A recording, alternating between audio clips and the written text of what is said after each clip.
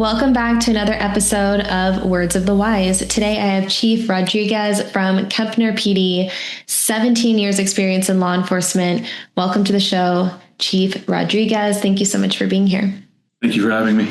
Of course. No, I'm really looking forward to this. I was hoping that you could give us some background. How did you get started in law enforcement? When you were telling me the year that you started in the academy and you said that was 17 years ago, I almost had a heart attack. I was like, no, there's no way that it's been 17 years. But why law enforcement? How did you get started?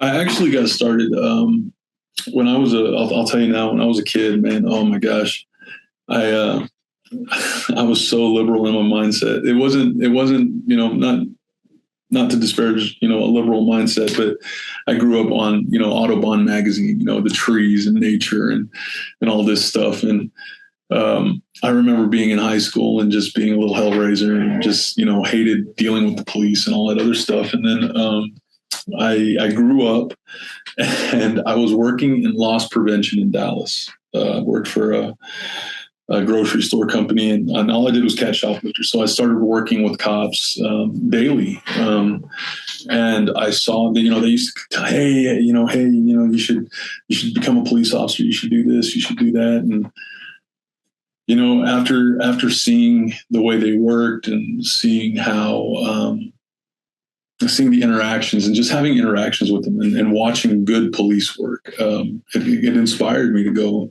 ahead and join the police department. And so I put myself through the police academy, and at Cedar Valley Police Academy in Lancaster, Texas. Is part of the Dallas Community College District campuses. And man, that was in 2008. That was a long time ago. I felt so old when you said that. You're like, 2008 was 17 years ago. I was like, there's no way. Yeah, I can remember. I remember thinking, man, it was just yesterday, and I sit down and I'm looking at my calendar, and it's 2025, and I'm like, oh man, that was so long ago. Yeah. It was so long ago. Yeah, it's wild. Do you think that because you started to have interactions with law enforcement that there was maybe more of a human element to it that changed your mind or your perception? Like, do you think that there is an importance of humanizing the profession to have a different perspective or different public perception? I will tell you that, I am a firm believer that, we should be treating everybody with the same amount of respect that we expect our parents to get from anybody. Yeah. I'm adopted. My grandparents adopted me. So my grandfather, I want to treat other people the same way I would want my dad to be treated. Mm-hmm. And so I try my best to be. Now in this profession, you can't always do that. Sometimes you tell people all the time, every once in a while you got to motherfuck somebody. But I think it's very important that we show the community that we're really there for them. We're here to support them in anything we can do. And so, yeah, the humanizing factor of it is very important. We have to show that we're part of the community. And that's an important thing that some people forget about, that we're here to serve. We're not here to do anything else but serve. And we provide a specific function in that. So, and I think it is a balance. We have this conversation a lot about the balance of vulnerability, and I had someone say this on the podcast a few episodes ago, and it really kind of stuck with me because the one thing I love about this is having conversations with different perspectives and different walks of life to challenge your thought process a little bit. And they said that vulnerability is showing your humanity. And I was like, whoa, like I've never heard anyone say that before. And I think there's a lot of fear and maybe some balance in, the level of vulnerability that you're willing to have, especially in your profession and in this role of like showing the human side, but also, feeling like you have to show up and do a job too, And so how do you balance that? I mean, I've all of the things that you guys have to balance, I think is incredible, home life, work life, like all the things, but how do you balance? You might laugh, but when I was, when I was a young officer, I was given a cowboy hat. One of my first places was a very rural county in Texas, and it had one Walmart. That's all it had. That whole county just had one Walmart, and it had a McDonald's, and it had I don't even think it had a Burger King. Anyway, regardless of which, and I was given a cowboy hat, and I was told that cowboy hat, you put it on, we're not here to play with you. We're not here to play with you. We're not here to judge you or anything else like that, but we are here to do a job. Mm. And so I have a stack of cowboy hats, my guys wear them. And it's just one of those things where like, okay, when I show up on scene and I have a hat on, it's business. Mm. You have to keep it business related. But if you don't see me with a hat on, then, when we're out, if I don't have my hat on, my guys call me, say, "Hey, Eddie." And I'm like, "Hey, how's it going?" Whatever. If the hats are on, it's "Hey, Chief," or "Hey, Officer," or something along those lines. And that's kind of how we have to differentiate. And I think the very first time I had learned that was when a child had drowned and I was standing guard over the body. And I looked at the dad, and the dad was a known criminal. He was a known criminal, and he was a known doper. But in that moment, he's not a doper. He's a father who's lost. And I learned really fast that there's a distinction in that. I learned a lot from my very first tour as a police officer that, I had good mentors at that place. Picked up some bad habits, as you will anywhere, but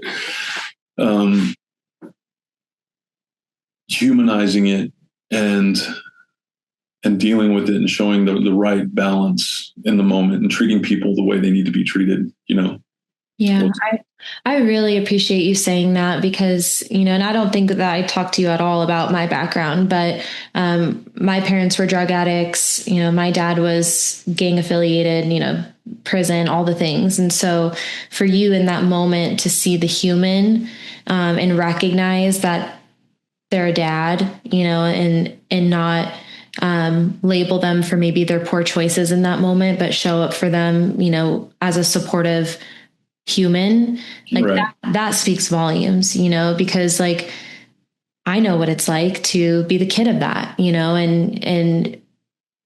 and so I always had kind of both perspectives, seeing my dad as the gangbanger and the drug addict and all the things, but also seeing my dad as my dad, right. And the human side of it. So I really appreciate you saying that. I think it's a really good reminder. And for anybody, it doesn't matter what role you have or what position you have in this world, always going out and just trying to treat people like people, and trying to have that humanity and that respect and value people for who they are.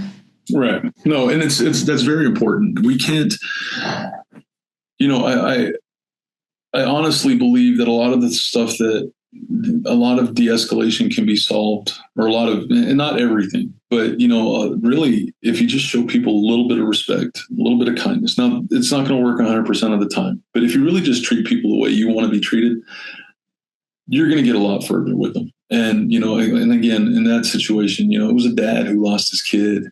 Yeah. And in that moment in time, it's hard. And what was hard for me was that I had a son that kid's age at that time. So that kind of hit close to home, and, being stoic throughout that, and then when I got relieved, I went home, washed my face, cried because it's my, that could have been my kid. And then, just washing my face off and then going back to work because that's what we have to do. Yeah. That's what we have to do. Yeah. I really am interested to hear, 17 years in this career, what have some of the highlights been, and maybe what have some of the challenges been over your career? I have had a adventurous career. I've done a lot. but I've learned a lot. I have one of the big takeaways that I have is that people will only do what they want to do. Like, you can't go out and you can't save the world, and that's a hard reality for any young cop to take on. But I've always tried to be somebody that somebody could reach out to if they needed help. I remember I had to remove a family or some kids from a house, and it wasn't that the parents were bad parents. It was the fact that they were very poor and they were staying in a single wide, and that single wide did not have flooring. It was really cold that winter. So they're operating a propane heater, and, they have 2x12s, where they walk from one room to the next room because it doesn't have flooring or anything else like that. And they removed the kid, and the dad was a frequent flyer, but it wasn't for anything crazy. Dad was a frequent flyer because of narcotics and alcohol. And I remember thinking, man, he's like, I can't fix my house. I can't do this. And, he's partially right. He's in a way that he could do that. And the cynical side would say, well, the cynical side of me was thinking, well, if you didn't do all these drugs and you didn't do this and you didn't do that, then you could provide a home. But, I credit my time at UTA, specifically Dr. J. Ed Davis, who was one of my professors at UTA. I learned a lot from her in regards to families and the criminal element. But what I ended up doing with this particular guy was, I went to Lowe's and I bought several panels of plywood, and we helped him floor his house. And of course, I never get reimbursed for that kind of thing. But, I did that. And then I tell him, I was like, look, man, you're going to get drug tested. So if you want your kids back, stay off the dope. And of course, when it comes to drug addiction and all this other stuff, that's hard. Yeah. And again, young Eddie does not know about the biological side of addiction. He's got that very narrow-minded mindset that says, okay, stop doing drugs and you can stop doing drugs. And there's a biological aspect of it now that I understand that I didn't have in those days. But I've always tried to strive to be the kind of cop that when I'm going to give you an opportunity to do it, and if you fail, well, then that's on you. I did I did more than I was supposed to. And I could have just left that guy alone, but I went and bought the plywood for him, and we went and fixed it. We went and put flooring down. I think about a couple months later, he did end up getting his kids back. But that completely changed the dynamic of our relationship. It was one of those things where when he would get in trouble, if the officers couldn't talk him down, I got called out. And so it's a catch-22. You're on your day off, and you're just trying to watch the football game, and somebody wants your attention because they had a good experience with you. But it's one of those things where you're just kind of like, hey man, you got to do this, you got to do that. Be there for the community and just do what you can for them, because that's kind of what we're supposed to do. Someone said to me one time, and this really resonated with me, and I thought of it when you were talking, was you might not be able to save the world, but you can positively influence someone's world. And I really liked that because it made it seem like one person at a time, one step at a time. Like maybe the world won't remember you, but maybe that one person will.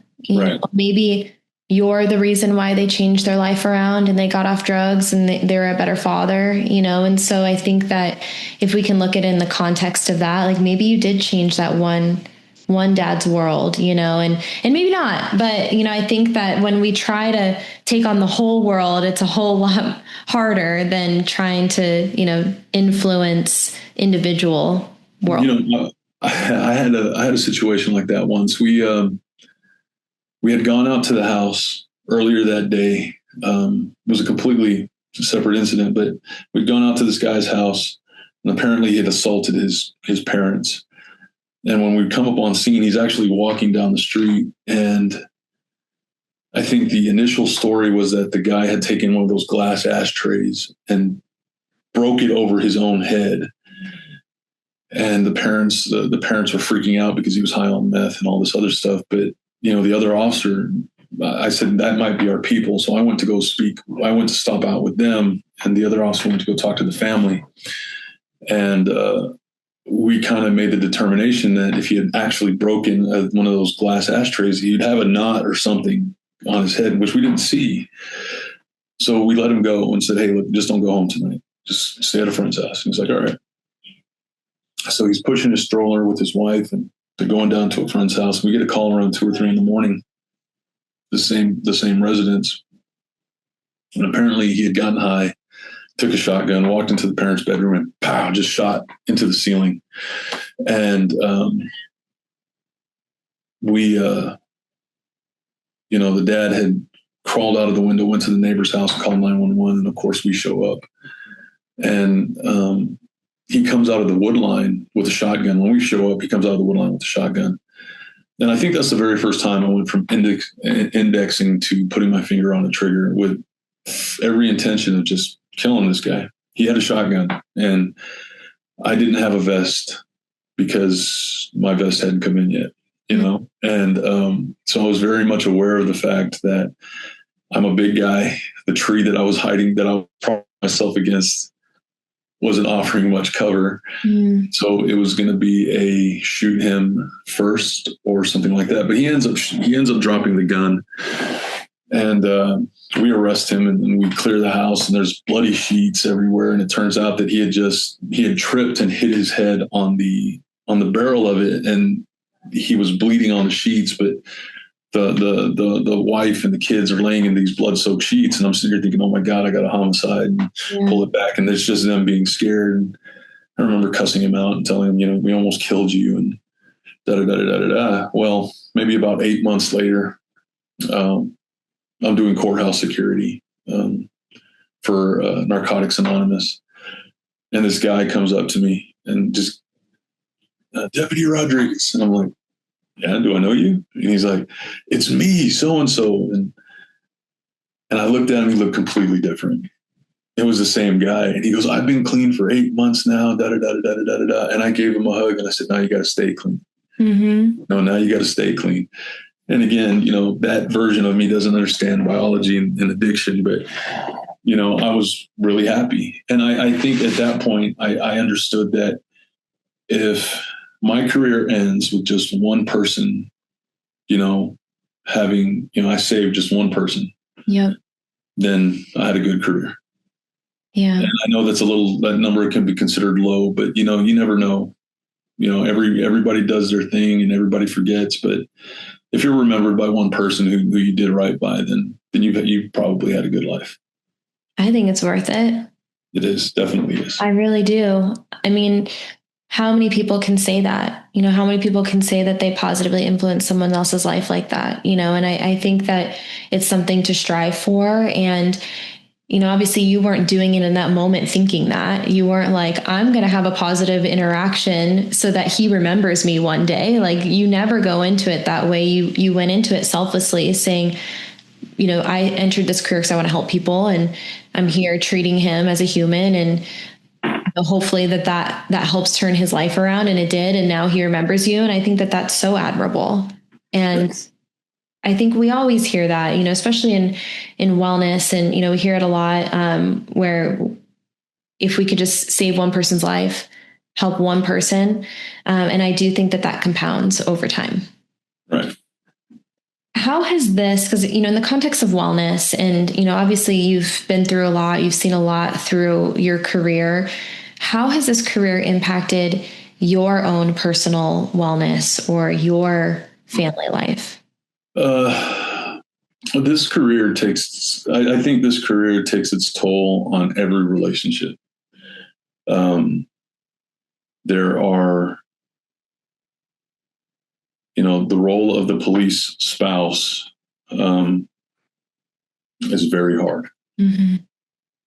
the things that the officer has to deal with and then not traumatize his own family with, because you can't truly explain how something's going unless you've actually done it, unless you've actually experienced it. I developed PTSD over time, but I think the breaking point for me was in 2016 when I got into my shooting. And it was I think a lot of it had to do with my agency response to it. But in that moment, recognizing the negative effect, and let me say this too, I'm not the one who recognized that I had PTSD. Mm. I'm not the one who recognized it. It was another officer a group of officers who I was in conflict with, because I was having a hard time not realizing what the symptoms were and all these other things. Again, very narrow-minded version of me thought that PTSD could have been used as an excuse to just act a fool. Mm-hmm. Because, and that's, the perception that a lot of people get is from Hollywood. There's a Tobey Maguire film where he has PTSD. I don't remember the name of it, but he goes insane. I mean, I think he was a POW. And he tears up his house. He yells at his spouse. His spouse had moved on, and I think she thought he was dead. And you have these Hollywood versions of PTSD where we're violent people, and 9 times out of 10, we're not really violent so much as we are frustrated and very depressed, and we're isolated because we don't think anybody else gets it. Yeah, and that has taken me, this is the last 9 years, because it was in 2016. So the last 9 years for me has been a very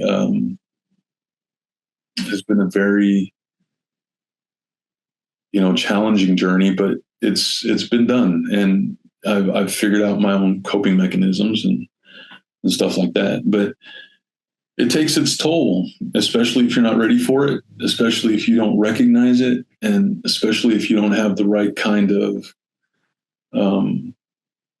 command to recognize it and care enough about it to do that. Yeah. You said the agency's response. Was there a negative response when you kind of came forward saying that you needed resources, or what did that look like? And then my second question, you said that someone else recognized the symptoms in you. What were the symptoms that they recognized that they kind of called you out for? My aggression. But I will say this too. My agency, when I talk about my agency response, what ended up happening was there was a guy who had some warrants out, and we all, every officer has his fatal flaw. Every officer has a fatal flaw. We all have that one thing that we have a bad habit of doing, and mine is tombstone courage. Mine is, I took that inch is mine. You're not getting it back. And I fought this guy. I should have. In hindsight, I probably should have waited for backup. I probably should have done this and not engaged him on my own. But at this point, I'm in year 8 or 9, and I've done small town policing and county policing. So, you're out there by yourself all the time. So, I didn't really think about it. And this guy was a violent felon, and he ended up hitting me with his car and dragging me about 75 yards. And I had, my hand was trapped inside the door, and I was able to free my gun hand, shoot into the window, and I shot the guy. And, I knew it was a good shoot all day long. My agency response was very simple. I didn't hear from them. I'd been injured. I'd been run over. I'd been dragged. And I didn't hear, hey, how are you doing? Mm. Hey, let me do this. Let me do that for you. TMPA, who's who handled my shooting, they're one of our unions. I think we have two major ones here in Texas. One's TMPA and the other one's CLEAT. But TMPA reached out to me and said, "Hey man, I heard you got ran over, da da da da da da." I mean, they had officers willing to come mow my lawn. But my agency itself, I didn't hear from them. And the only time I spoke with them is when I had to go to court, and I just swung by the police department or the sheriff's office on my way there. And it was radio silence. I didn't have any officers checking in on me. Yeah. And in your head that it was a good shoot all day long. And I think I cried when I got no billed. I mean, I again saw it coming. My lawyer told me, "Hey, it's fine." The ranger said, "You're good." Everything was fine. And I knew in my head, it was textbook, right? But that's when I started to realize the isolation that comes with the police shootings, or the isolation that comes with, PTSD, because there just wasn't anybody there. I attempted to create a support network for officers who had been in shootings. And I met a couple of officers who were going through similar things, and we kind of created, the goal was to try to create some type of support group for that. But it just kind of fell short. We couldn't get that started. And but I did, the officers that I did meet, we still talk to this day. We still talk, and it's one of those, hey, what's going on? A couple of them are retired. "Hey, chief, da da da da da." And it's always weird when they call me that, because it's I've been a chief for 5 years now, but it's still kind of new to me. But it was in that sense that I understood that, more than anything, we need a community, and even if it's just us, a community is needed for that kind of officer. Yeah, I mean, I agree with you that there's so much power in community and connecting with each other and checking in with each other. And I know that you also told me that there were times in your career where you proactively reached out to people and they maybe weren't there for you or didn't show up. And so, the importance of people reaching out, but then also if someone reaches out to you, having that time and that ability to be present with them. And can you maybe talk a little bit about that as well? Because I think that that's important to remember, that if someone does have the courage, if they're not isolating themselves, they do have the courage to reach out, how can someone show their support in an effective way that doesn't make the situation harder? So, that kind of goes back to when it was first pointed out that I had PTSD. I moved to the Dallas area because I had a house there. My son was living there, and I had tried to hook up with a local law enforcement biker gang, not gang, but group.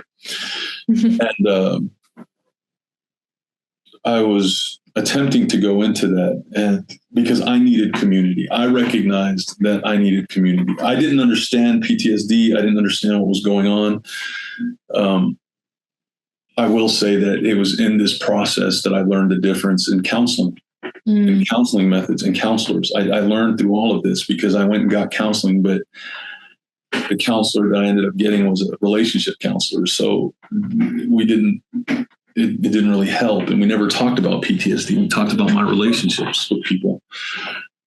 And I had tried to get on with this motorcycle group in a sense to find a community. And of course, I was rejected by it. And I took offense to that. I did. I took offense to it. I was very defensive about it. I mean, I still think it could have been handled differently, but I got really defensive about it. And this is kind of where I was called out. One officer came up to me and said, "Hey, there's something in your eyes. My son came back with that from Iraq," and da da da da da da. And at the time, I didn't understand what he was talking about. I didn't. And I said, "This is bullshit. Everything that you're going off of is not even accurate. You got to talk this." I became very defensive. And And it was just one of those things. And looking back now at that moment, I was like, that was definitely the PTSD. But he didn't call it PTSD. He called it something else. And finding a PTSD counselor is not easy. It is not an easy one. I ended up doing a lot of research on PTSD and police officers. And by this time, I think I have my master's degree already. Because I was in year one of my master's degree during my shooting. So at this point, I have my master's degree. And I'm starting to research PTSD in police officers, and I come across Cindy Boyle. Cindy Boyle? No, Cindy.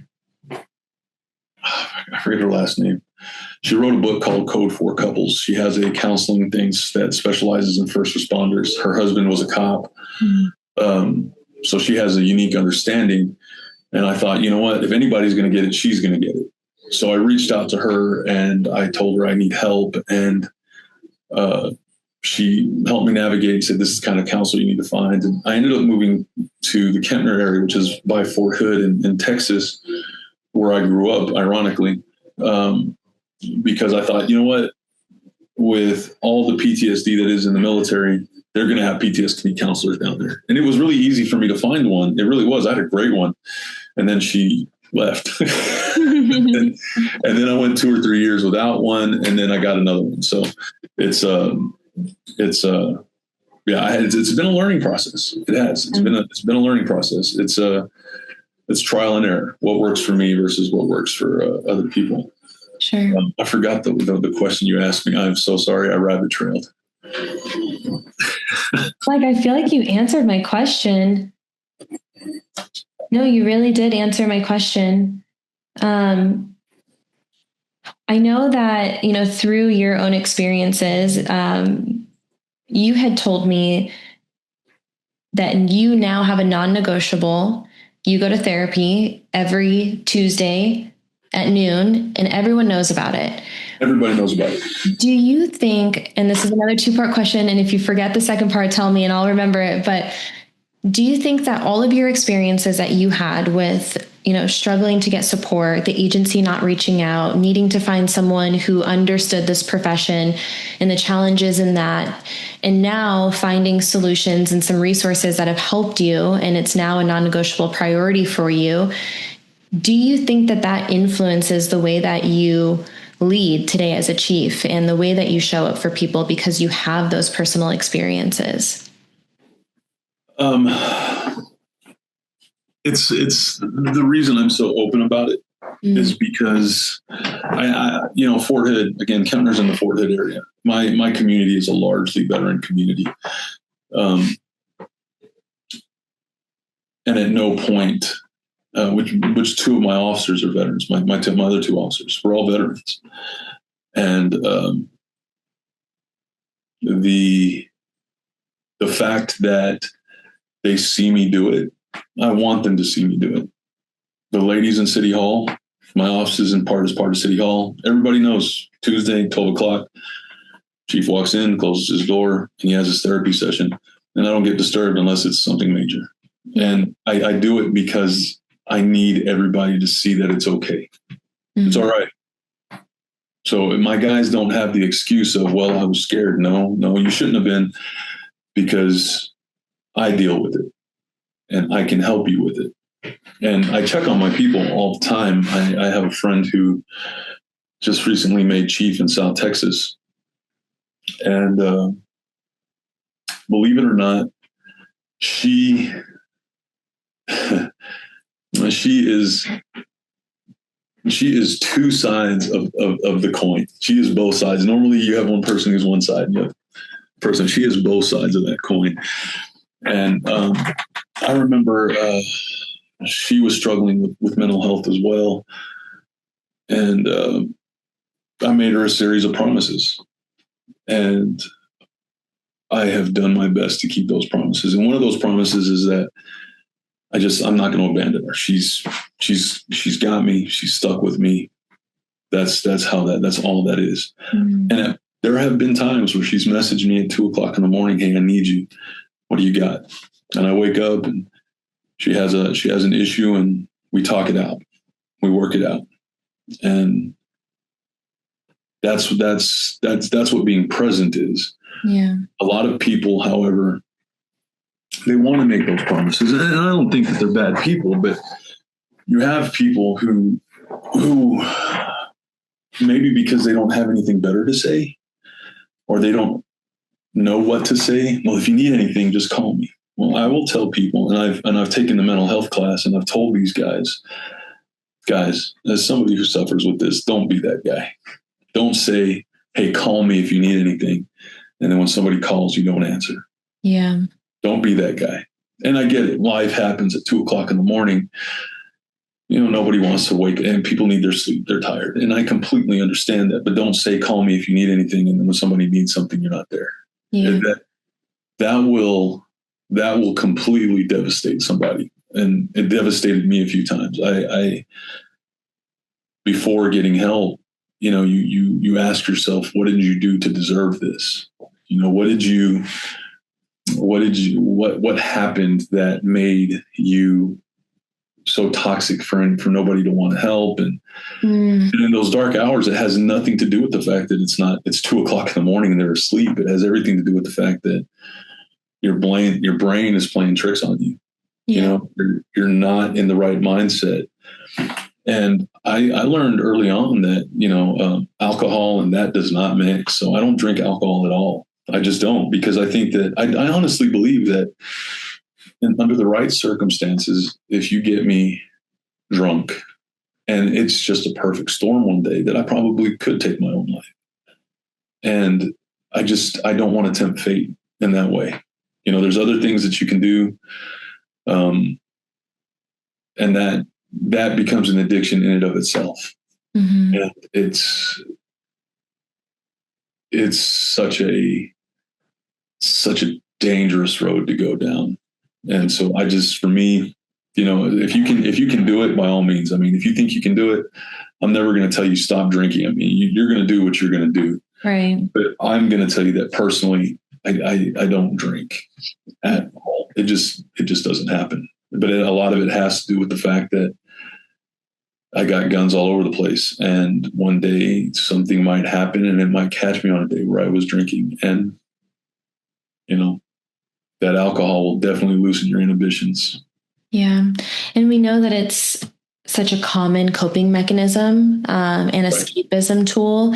I had someone tell me one time, and this really resonated with me. They said alcohol is not a mood enhancer, where a lot of people think that. They think it's a mood enhancer, but they said it's a mood amplifier. So it's going to amplify whatever mood you have. So to your point, if you are angry, then it's going to amplify the feelings of anger. If you are sad, if you are happy, it's going to amplify those things. It's not going to improve those things. And I think we have been maybe societally told that it is going to improve our mood. And so we do that. Or it's a way for us to not deal with the reality of the situation and try to escape or numb. Or I know a lot of people say that they think it's going to help them sleep, which maybe you pass out, but actually in the context of like quality sleep, it actually doesn't improve your quality of sleep at all.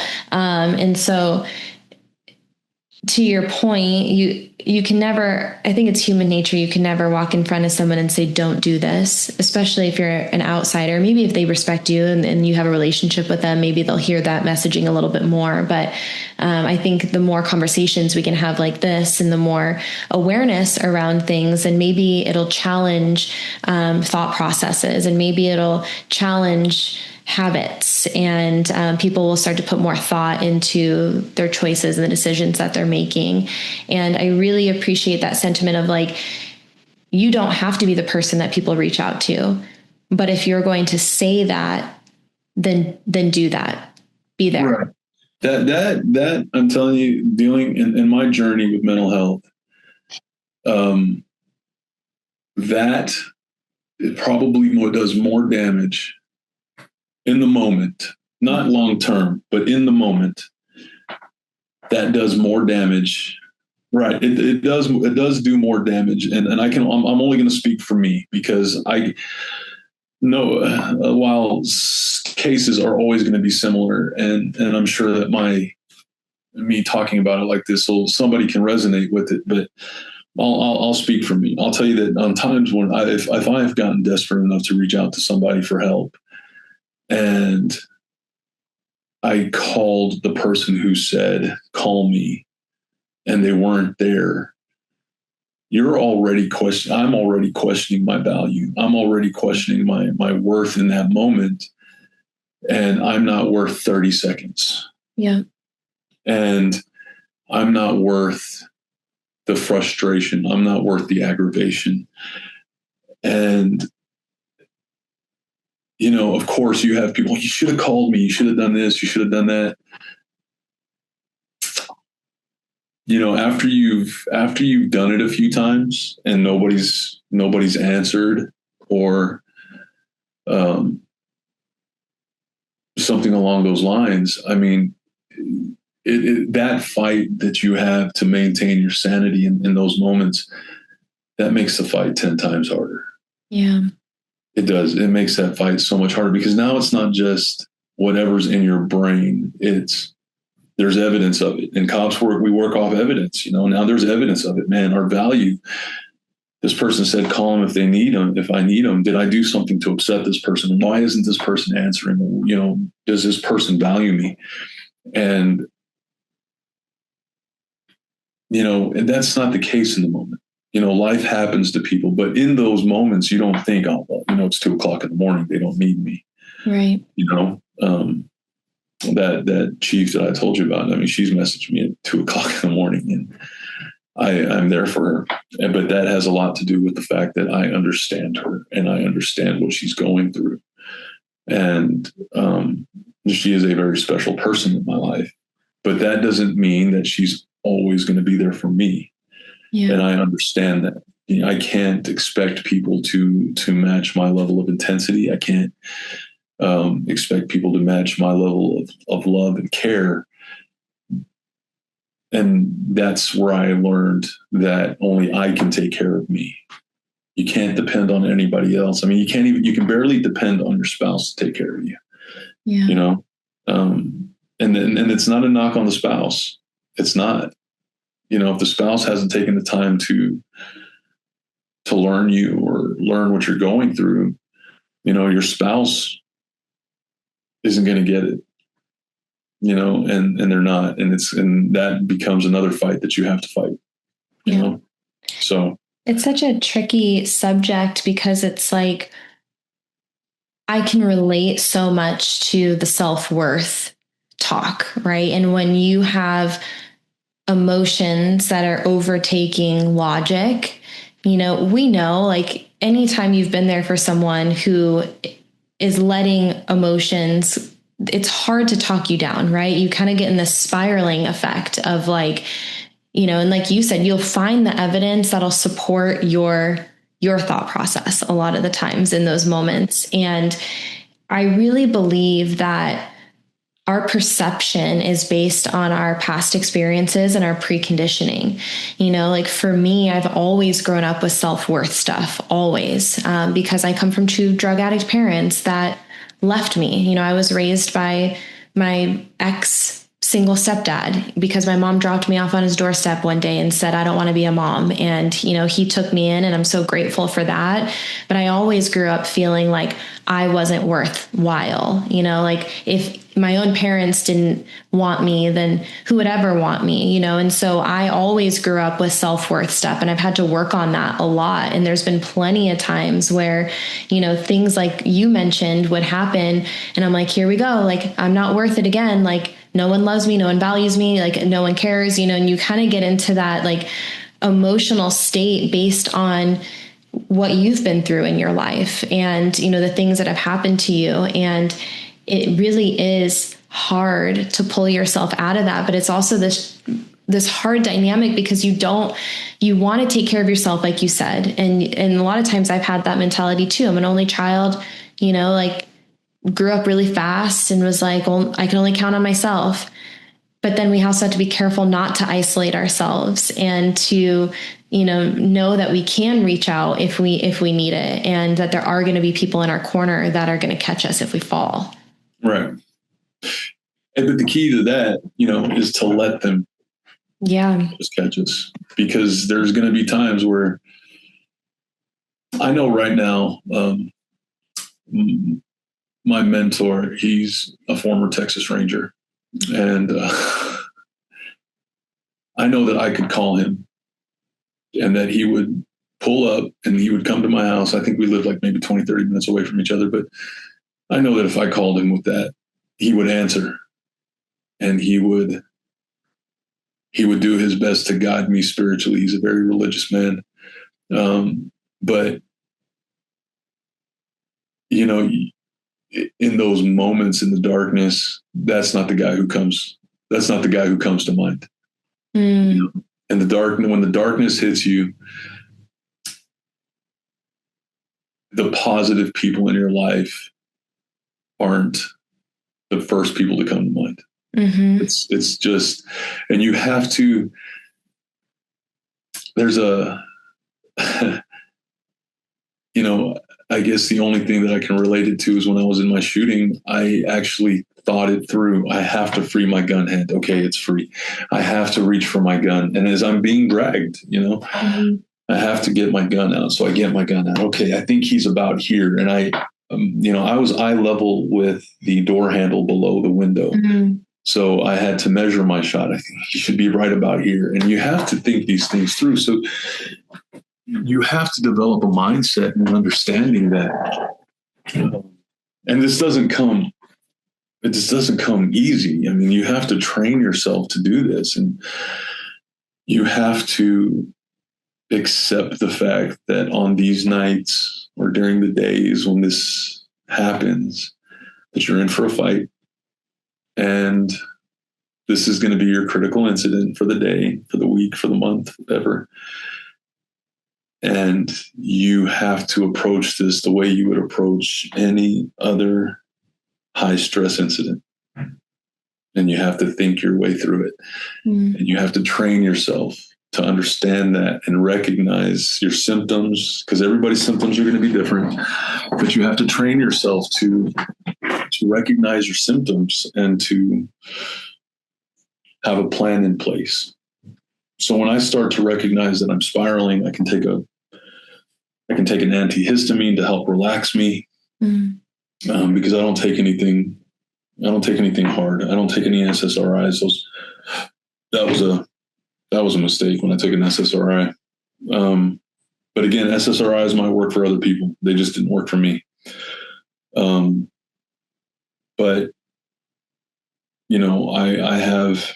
I have people that I can message, hey, I'm starting to spiral. Mm-hmm. What can I do to help pull you out? Okay, well, at this moment in time, blah, blah, blah, blah, blah. And, did you take your pill? And in those moments, I have to think, okay, I need to take my pill. Somebody will say, hey, do you have your pills with you? Do you have your medication with you? And, the medication I take is as needed. So I don't have to take a constant pill. I don't like to be overly medicated. And so I've developed a support structure and a support system that even if this column fails, I have other things that I can support myself with. Yeah. And that is something that everybody has to prioritize. That's got to be a universal thing. Now, my columns may not be your columns, and that's fine. That's great. But we got to figure out what columns are going to best support you. So when you start going through this, you can, okay, I recognize that this is going on, and this is where I'm going to end up. If I don't act now, I'm going to end up here. And I recognize the fact, and I've recognized early on, that if I go to sleep, I'll wake up in a better mood. I will. If I can just make it through the night, I'm okay the next day. And every once in a while, you're not okay the next day, but that the odds are that you're going to be okay. But you're definitely not as in a dark place. Right. So for me, it's kind of like, okay, I know that if I can just make it to this point, I'm going to be okay. Yeah. And so now the goal is to make it to that point. And again, that's for me. That's not for everybody. Right. But I think that people have to invest in themselves. And people have to say, okay, I recognize this and all that. But again, it took me almost 10 years to get to this point. Well, I think that probably a lot of people who are listening can relate to like making a plan. You guys are really good at that. You're really good at making policies and plans and procedures, and you know what to do in the event of this, right? Like that's your training, at least for the job, right? Like you in the moment, like what is the saying? Like you don't rise to something, but you fall to the level of your training, right?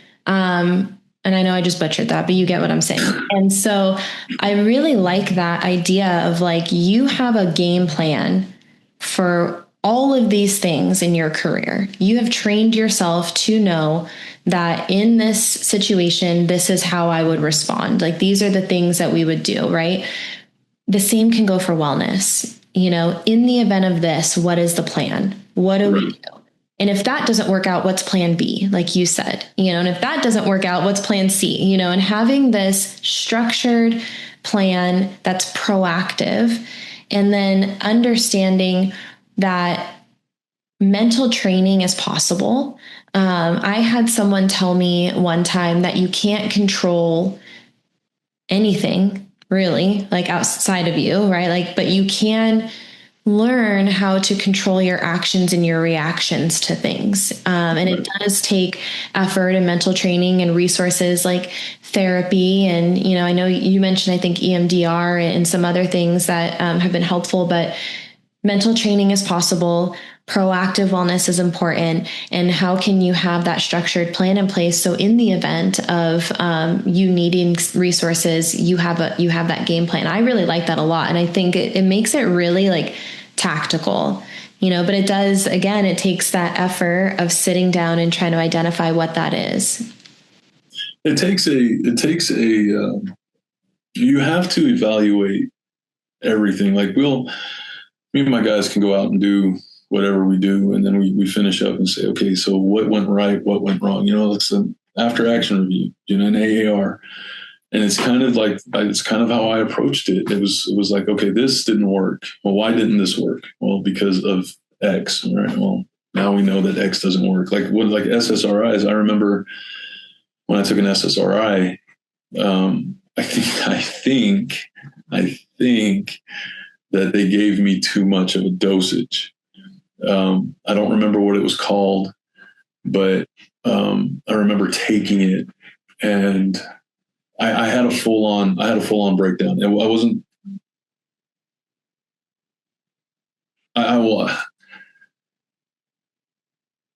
was very careful with my wording, doing, mental health stuff. I was very careful with my wording when I went to go get help, because I didn't want to get locked up in the hospital. I didn't. So I was very careful with it.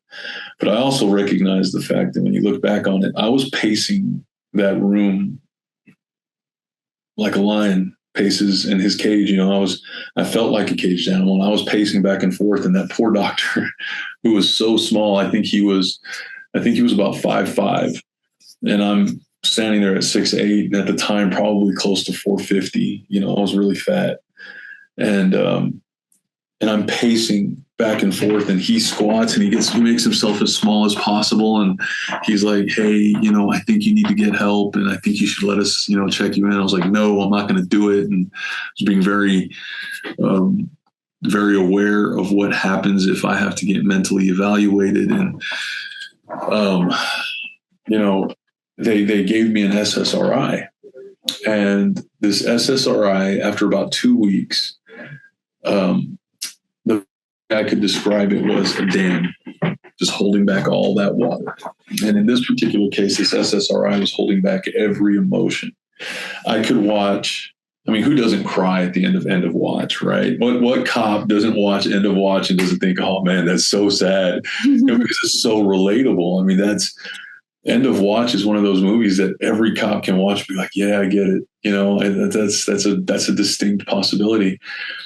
And, that used to be a movie that could make me cry. Well, when I was on this SSRI, I was very stoic with it. I was like, yeah, that sucks. That's what the surface was. Underneath, I could feel, and I knew that this was supposed to be an emotional moment for me, but it wasn't registering as an emotional moment. So not liking that, and not liking the way I felt very cold and very disconnected, I guess would be the better word for it. I quit taking it. And that would be the equivalent of that dam breaking, and every emotion that I had been bottling up came pouring out at once. And that was a dark 2 weeks. That was a hard 2 weeks. And I remember telling the doctor, and he was like, I quit taking it. Cold turkey? I was like, yeah. And he goes, what happened? And I told him, and he's like, you're not supposed to quit that one, cold turkey, And when I told him what happened, he said, yeah, that's exactly what happens. He goes, I'm surprised you didn't kill yourself. And I'm like, I was close. Yeah. I was close. And so that's one of the things when they're like, well, we can give you this medication. I'm like, no, you will not medicate me. You won't. You just won't. And, I just have to recognize that I'm stronger than the situation. Yeah. And that's that was another one of my turning points, was like, I have to be stronger than this. Yeah. I have promises to keep. So yeah, no, I like that a lot. Like the promises to keep, but I think it's an important reminder to anyone that wellness is not a one size fits all. Everyone's going to find things that work for them and that don't work for them, but you have to sometimes try a bunch of things to figure out what does and what doesn't work. And, I've heard from a lot of people that, sometimes they try one or two things and they get discouraged and they quit trying altogether. And I think the message is that it's worthwhile. Like, your wellness is important. It's important for you to find the things that work for you. And so if maybe the first couple things you try aren't for you, that's okay. You can keep finding things until you find something that works and find that plan that is going to, keep you on the right track and keep you feeling good. And then the goal is that you can get to the end of this career with your health intact, so that when you do retire, you can have a long and successful retirement and you feel good physically and mentally. And my last question for you, because I know I've taken way more time than I've asked for, and I appreciate it, but my last question is, what words of wisdom would you share with someone who's earlier in their career? Maybe something that you wish you would have known earlier, or something that's helped you along the way. I will say this. I remember when I first started law enforcement, my dad, I don't think my dad was overly thrilled with me being a cop. I don't think he was. I think he thought it was a dangerous profession. It's a thankless profession, which it is. But I also think that my dad wanted something else for me. And that was fine. But I'm really good at this. I am really good at this. So I will always tell somebody that they need to get their education. And education, believe it or not, I think my education has helped me with my process. My ability to conduct research, my ability to understand trial and error, but I have such a deeper understanding of how the brain functions, because of my education. When I looked at the biology of addiction,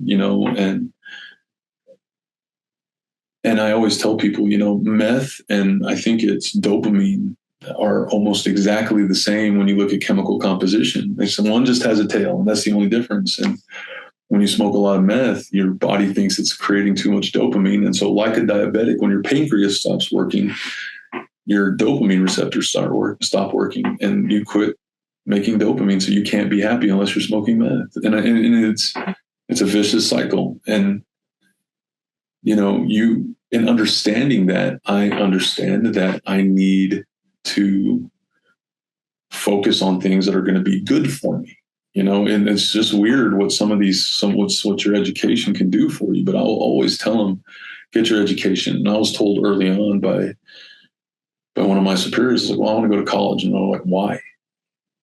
Why do you want to go to college? You don't need it. And on some levels, that's true. You don't necessarily need an education to be a success, and you don't. But I think that if you want to have a deeper understanding of a lot of things, then you probably should, because it's going to open your eyes. You're going to understand how to do certain things. It teaches you how to do certain things. And, even if it's an underwater basket weaving, it doesn't matter, because there's a process to underwater basket weaving. And so you have to understand your process, and it helps you understand that there's a lot of things that require a process. And a lot of it's just trial and error, and you're not going to get it right. You're never going to go back. And I hate it when people say this. When are we going to see the old you? You used to do this. You used to, that's not me anymore. And we've evolved past that point. Everybody's going to evolve.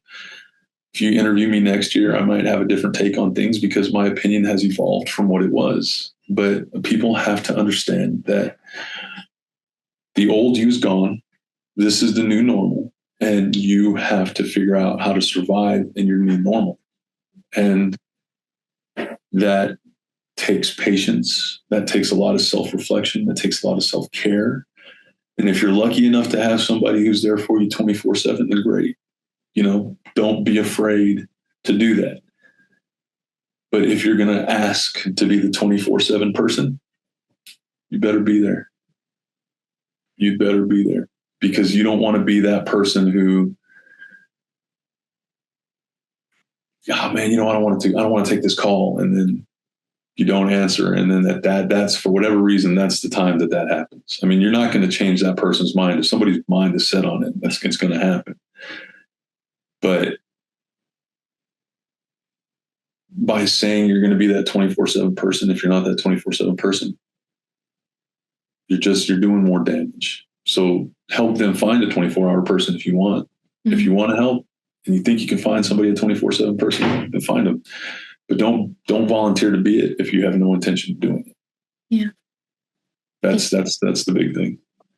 Thank you. I appreciate your time so much. And that's all I have for you. Honestly, thank you so much. I feel like I could probably talk to you for another 2 hours, but I won't. Yeah, I definitely feel like you keep going if you wanted to. Keep going. No, I appreciate your time so much. Thank you for sharing your words of wisdom and your experiences over the last 17 years and coming on here as a resource for our listeners. Thank you. Oh, yes, ma'am.